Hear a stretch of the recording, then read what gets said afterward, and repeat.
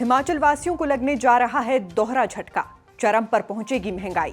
हर काम के लिए डिप्टी सीएम को आगे कर रही है सरकार। क्या है इसके पीछे की कहानी? जयराम की स्कीमों के पीछे क्यों पड़ी है सुक्खू सरकार?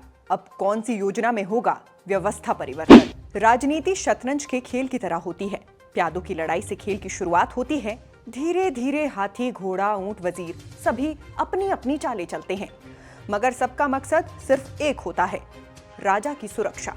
क्योंकि किसी भी परिस्थिति में राजा को चेकमेट नहीं होना चाहिए, अन्यथा आप पूरा खेल हार जाएंगे। हिमाचल प्रदेश की राजनीति में भी पिछले 1.5 साल से यही खेल देखने को मिल रहा है।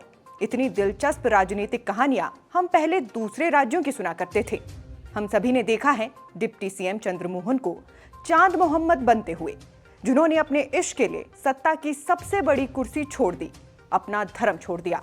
मगर इतने बड़े त्याग के बावजूद फिजा चांद मोहम्मद की नहीं हुई। दो प्रेमियों की जुदाई वाली ये दर्द भरी प्रेम कहानी हरियाणा के पूर्व उप मुख्यमंत्री की है। लेकिन अब आप हमारे हिमाचल की कहानी देखिए। मुख्यमंत्री सुक्खू अपनी अगली 4 चालें पहले से ही प्लान करके चलते हैं। 1.5 साल में कई प्यादे मार दिए, कुछ मंत्री और हाथी भी काम और रुतबा अपने हाथ से गंवा बैठे। लेकिन राजा को चेकमेट देने में विरोधी खेमे का पसीना छूट गया। तो वहीं राजा अपनी धर्मपत्नी को भी विधानसभा की माननीय सदस्य बनाकर सदन में ले आए। मगर अब आगे के लिए क्या है सीएम सुक्खू की प्लानिंग? क्या हिमाचल में पूर्णतः बंद हो जाएगी बिजली की सब्सिडी? एचआरटीसी बस के किराए में कितनी होगी वृद्धि?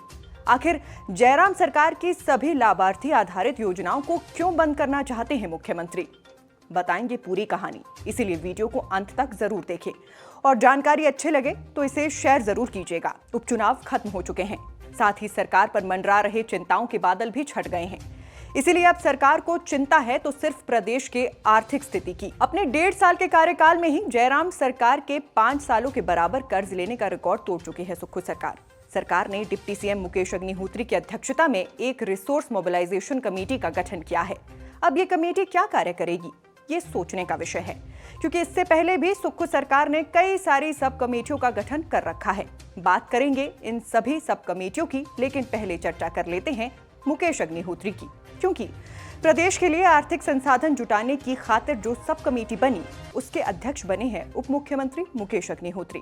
डैमेज कंट्रोल की सब कमेटी बनी, उसके भी अध्यक्ष बने मुकेश अग्निहोत्री। जेओआईटी के रिजल्ट घोषित करने के लिए जिस कैबिनेट सब कमेटी का गठन हुआ, उसके भी अध्यक्ष बने उप मुख्यमंत्री मुकेश अग्निहोत्री। पिछली विधानसभा में अग्निहोत्री साहब जब नेता प्रतिपक्ष की भूमिका में थे, तब गारंटियों और वादों का पिटारा अपने साथ लेकर ही चलते थे। अब जनता उन्हें हर वादे के लिए खोजती है तो सीधा कहते हैं, मुख्यमंत्री नहीं हूं, नाम का पद है हमारे पास। ठीक वैसे ही जैसे पूजा पाठ में कुश का ब्रह्मा बना दिया जाता है। अब ऐसे में बड़ा सवाल ये भी है कि सभी कमेटियों का अध्यक्ष मुकेश अग्निहोत्री को ही बनाना महज एक इत्तेफाक है या फिर इसके पीछे भी कोई पटकथा लिखी गई है। खैर, ये आप जनता जनार्दन तय करें, क्योंकि जो सब जान जाए वही तो जनता है। सूत्रों की माने तो फिलहाल सुक्खू सरकार एचआरटीसी बस का न्यूनतम किराया 5 रुपए से बढ़ाकर 12 रुपए करने की योजना बना रही है। हालांकि इसकी पुष्टि नहीं हुई है, इसीलिए राजनीतिक गलियारों में चर्चा तेज है। इस बीच सरकार पर आरोप ये लग रहे हैं कि सुक्खू सरकार जानबूझकर पिछली जयराम सरकार की ही योजनाओं को बंद कर रही है। हालांकि इस विषय पर सरकार का कहना है कि योजनाओं को बंद नहीं किया जा रहा, बस उसमें व्यवस्था परिवर्तन किया जा रहा है। लेकिन अगर आप सुक्खू सरकार के 18 महीनों के कार्यकाल पर ध्यान देंगे तो पाएंगे कि सरकार ने अब तक फ्री बिजली की सुविधा में परिवर्तन कर दिया है। अब हिमकेयर योजना को प्राइवेट अस्पतालों में बंद कर दिया गया है।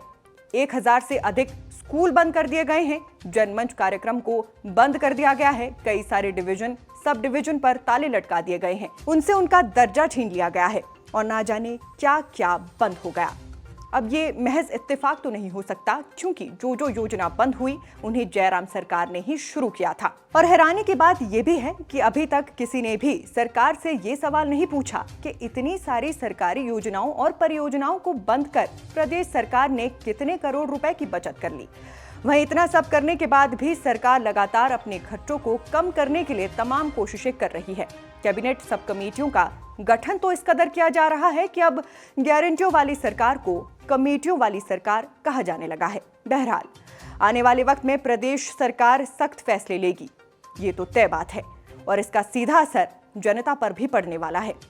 बाकी सुक्खू सरकार द्वारा अब तक लिए गए और लिए जाने वाले फैसलों पर आप दर्शक क्या सोचते हैं, हमें कमेंट बॉक्स में बताइएगा। साथ ही हमारे फेसबुक पेज और यूट्यूब चैनल को लाइक सब्सक्राइब कर हमारा हौसला बढ़ाइएगा।